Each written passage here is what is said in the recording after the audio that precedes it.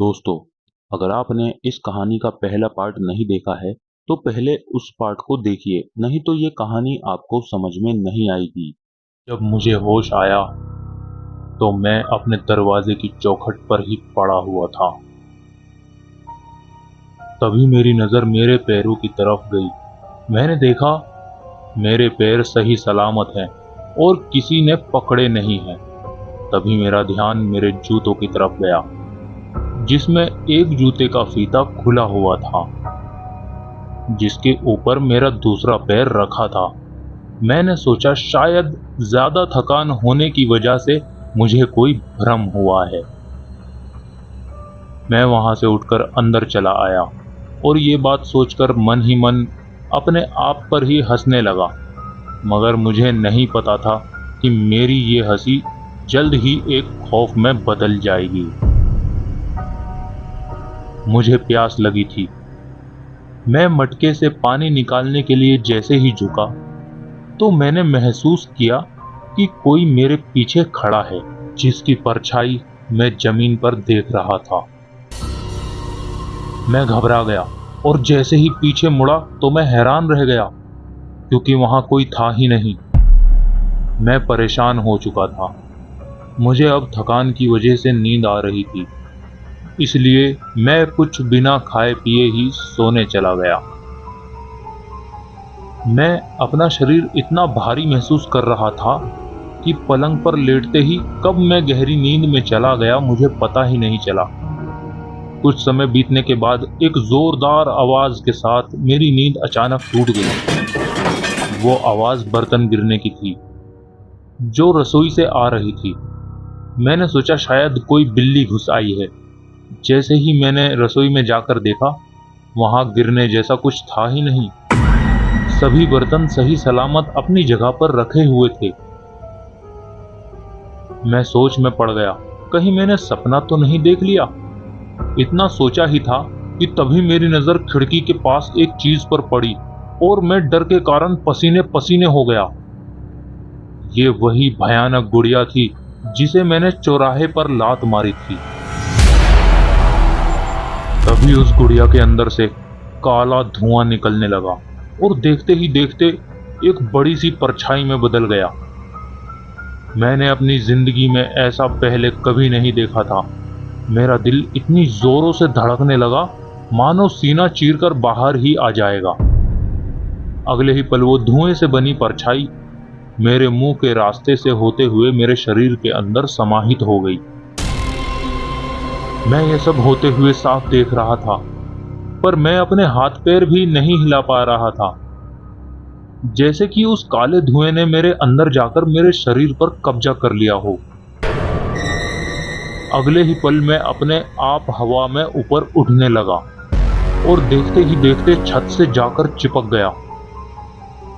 छत की ऊंचाई करीब 10 से 12 फुट ऊंची होगी। मुझे डर लगने लगा था, आखिर अब मेरे साथ क्या होने वाला है। फिर मेरे मुंह के अंदर से वो सारा धुआं बाहर आ गया और एक भयानक हंसी हंसते हुए बोला, अब तेरा शरीर मेरा है। ये बात बोलते ही उसने अपने हाथों से कुछ इशारा किया और मैं तेजी से जमीन पर आ गिरा। मेरे जमीन पर गिरने के कारण मेरे सर से खून बहने लगा था। खून को बहता देखकर वो धुएं से बना काला साया मेरे करीब आया और अपनी लंबी काली सी जीभ से मेरे खून को चाटने लगा। खून को चाटते ही उसकी जीभ काली से पूरी लाल हो गई और उसकी आंखें भयानक लाल रंग में चमकने लगी। ये डरावना नजारा देखकर मेरी रूह कांप गई। मुझे यहाँ 1 मिनट भी रुकना गवारा ना था। मैंने अपने आप को संभाला और मौका पाते ही वहां से भाग लगा दी। जैसे ही मैं दरवाजे के करीब आया, दरवाजा एक झटके में अपने आप ही बंद हो गया। मैंने पूरी कोशिश करी उस दरवाजे को खोलने की, मगर मैं नाकाम रहा। तभी वो काला साया एक डरावनी सी हंसी में हंसने लगा। मैंने पीछे मुड़कर देखा तो वो मेरे सामने ही खड़ा था। उसकी भयानक लाल आंखें मुझे गुस्से से देखे जा रही थी। तभी उसने एक झटके में मुझे उठाकर पास में रखी लकड़ी की टेबल पर फेंक दिया। टेबल टूटने के साथ ही मैं बेहोश हो गया। जब मुझे होश आया तो सुबह हो चुकी थी। सूरज की रोशनी पूरे घर में फैल चुकी थी, जो मेरे लिए एक उम्मीद की किरण थी। वो भयानक साया मुझे कहीं दिखाई नहीं दे रहा था। मुझे लगा ये सही मौका है यहां से निकलने का। पर जैसे ही मैंने दरवाजे की ओर देखा तो मेरी सारी उम्मीदें चकनाचूर हो गई, क्योंकि वो भयानक पुतला दरवाजे के पास ही पड़ा था। मैं डर के कारण कोने में सिमट कर बैठ गया। मेरी शारीरिक और मानसिक रूप से हालत खराब होने लगी थी। मैंने सोच लिया था कि मेरी जिंदगी अब यहीं तक है। धीरे धीरे मेरे सारे सगे संबंधियों के चेहरे मेरे ख्यालों में आने लगे।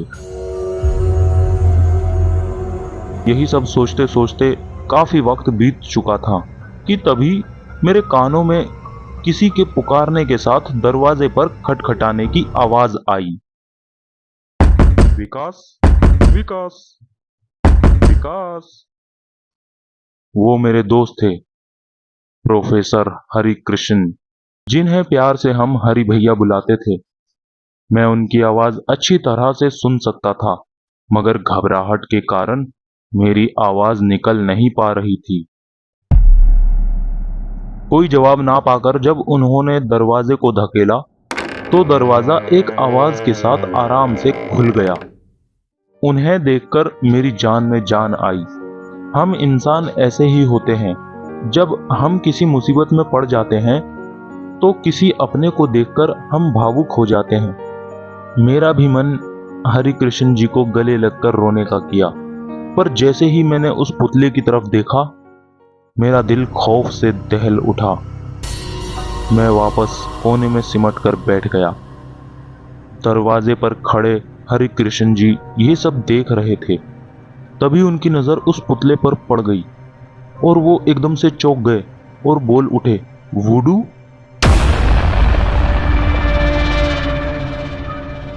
जैसे मेरे बिना कुछ बोले ही वो सब कुछ समझ गए। फिर उन्होंने जल्दी से खिड़की पर लगे पर्दे को खींचकर उस पुतले पर डाल दिया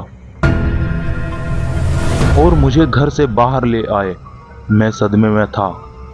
मुझे जैसे ही एहसास हुआ कि मैं घर से बाहर आ गया, मैं हरि भैया से गले लगकर फूट फूट कर रोने लगा और उन्हें अपनी सारी बातें बताई कि कैसे मुझे काला साया मारना चाहता है। उन्होंने कहा, हमें जल्दी करनी चाहिए, ज्यादा वक्त नहीं है हमारे पास। वो दोबारा अंदर गए और पुतले को एक कपड़े में लपेटकर उठा लाए। वो मुझे एक शमशान घाट की तरफ ले आए, जहां एक अघोरी बाबा अपनी साधना में व्यस्त थे। वहां जाते ही वो पुतला उनके सामने रखते हुए बोले, बाबा, हमें इससे छुटकारा दिलवाइए। बाबा ने वो पुतला अपने हाथ में लेकर आंख बंद कर ली। कुछ मंत्र पढ़ने के बाद वो गंभीर होकर आंखें खोलते हुए बोले, इसमें एक शैतान का साया है, जो तुम्हें मारने के बाद अपने आप यहाँ से चला जाएगा। मैंने कहा, बाबा, मैं मरना नहीं चाहता, मुझे बचा लीजिए, वो मुझे मार देगा। फिर हरि भैया बोले, बाबा, ये बेचारा तो बड़ा भोला है, इसने किसी का क्या बिगाड़ा है जो इस पर किसी ने कठपुतली टोना करवा दिया। तभी बाबा बोले, बेटा, इस पुतले पर पुतली मारण क्रिया की हुई है, जिसे किसी की जान लेने के लिए बनाया जाता है। इसको कुछ मंत्रों की शक्ति से सक्रिय किया जाता है। अगर इस विधि में किसी से कोई गलती हो जाए तो उसको अपनी जान से हाथ धोना पड़ता है। इस प्रक्रिया में भी गलती हुई थी। जिसने इसको बनाया था उसने इस पर आत्म बलम की विधि का प्रयोग करके एक टोने के रूप में चौराहे के बीच में रख दिया। इस पर जिसका भी पैर पड़ता वो शैतान उसकी आत्मा और शरीर पर काबू करके उसे मौत के घाट उतार देता। ऐसा करके उसने अपनी जान तो बचा ली, लेकिन बदकिस्मती से इस बच्चे ने उस पर ठोकर मारकर अपनी जान पे आफत बुला ली है। तभी मैं बाबा के पैरों में गिर गया। बाबा, मुझे बचा लो। अगर आप कुछ नहीं कर सकते तो खुद ही मुझे अपने त्रिशूल से मार दो। मेरी बात सुनकर बाबा बोले, ठीक है बच्चा, मैं कोशिश करता हूँ, बाकी सब भगवान के हाथ में है। फिर उन्होंने अग्निकुंड में अग्नि जलाने के बाद मंत्रों की प्रक्रिया शुरू कर दी। मैंने देखा कि अग्निकुंड के आसपास बहुत सारा सामान जैसे कि नींबू, तेजधार चाकू और सिंदूर जैसी चीजें रखी हुई थी। काफी देर तक वो मंत्रों का जाप करते रहे। हमें वहां बैठे बैठे रात हो चुकी थी। तभी बाबा ने अपनी आंखें खोली और उस पुतले के सर पर सिंदूर लगाया। फिर उन्होंने राख लगा दी।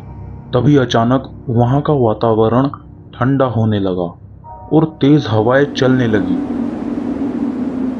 फिर देखते ही देखते उस पुतले में से काला धुआं निकलने लगा। साथ ही वो भयानक हंसी मेरे मन में मौत का डर पैदा कर रही थी।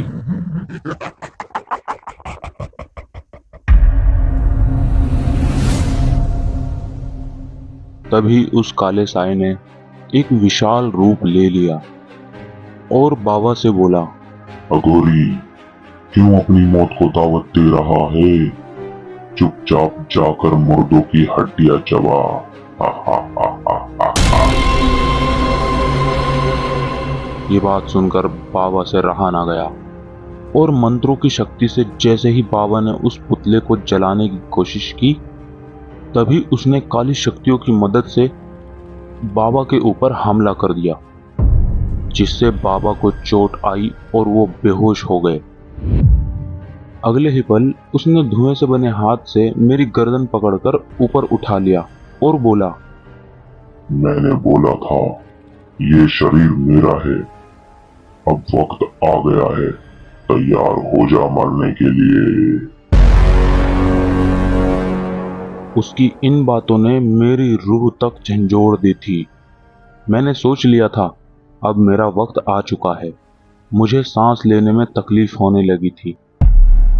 तभी मेरे कानों में किसी के मंत्र पढ़ने की आवाजें आने लगी। वो हरि भैया की आवाज थी। उनको ऐसा करते देख मैं हैरान रह गया। उन्होंने अपने दोनों हाथ सिंदूर से लाल किए हुए थे और उस पुतली के सर पर नींबू रखकर काट रहे थे,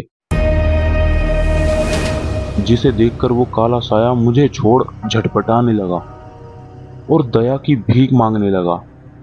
नहीं नहीं, ऐसा मत कर, ऐसा मत कर, रुक जा।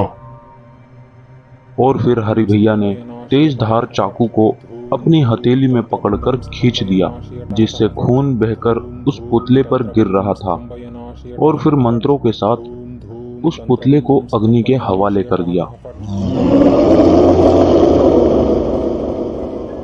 एक भयानक आवाज के साथ और चीख के साथ अचानक सब कुछ शांत हो गया।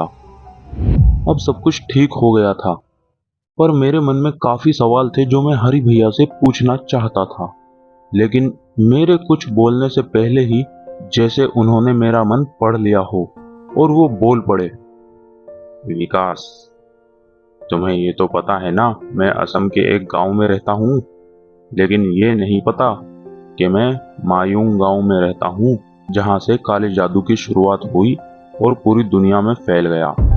मेरे बस में होता तो मैं तुम्हें पहले ही इससे बचा लेता, मगर उस वक्त तक मुझे इस वुडू के बारे में अधूरी जानकारी थी, इसलिए मैं बाबा के पास आया था।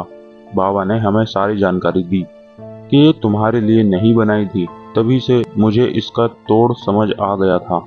उस शैतान को भेंट चाहिए थी, वो मैंने अपने खून से दे दी, जिससे वो हमेशा हमेशा के लिए चला गया है। उनकी ये बातें मेरे दिल में घर कर गई। वो मंजर मुझे हमेशा हमेशा के लिए याद रहा। मैं हरि भैया का जिंदगी भर आभारी रहूंगा। बस यहीं तक थी आज की कहानी। दोस्तों, ये कहानी आपको कैसी लगी कमेंट में ज़रूर बताएं। अगर आप नए हैं तो हमें सब्सक्राइब करें आप हमें अपनी कहानी ईमेल के जरिए भी भेज सकते हैं। कहानी पूरी सुनने के लिए धन्यवाद।